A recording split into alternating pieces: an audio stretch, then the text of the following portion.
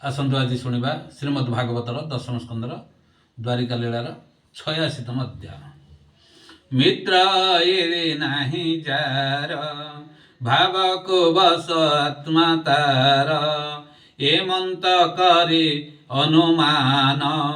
पत्नी की बोलाई वचन मित्र भुवने जीवे मोहे भेटी की बादर्व्य बंधु सुहृद हृदगते जे प्राणी गमे शून्य हस्ते भाव न रहे बेनी मदे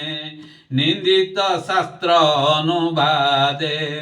जे अबाची मोर घर आणिता दिया उपहार जीवाई मित्र दर्शने एमंते स्वामीर वचने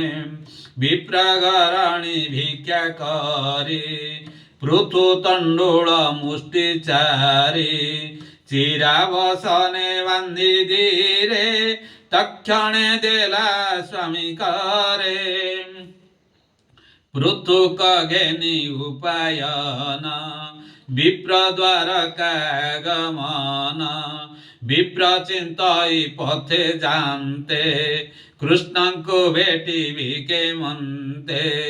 दारिद्र दुख मोहर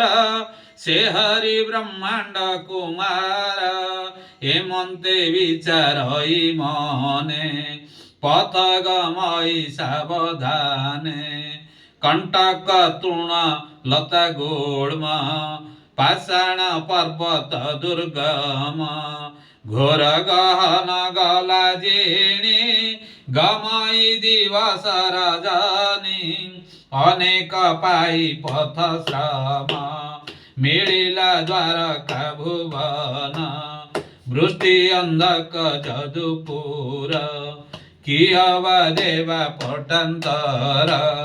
गोविंद गोविंद गोविंद पदुगाळुचे मकरंद बोलंद कवार हरि बोल।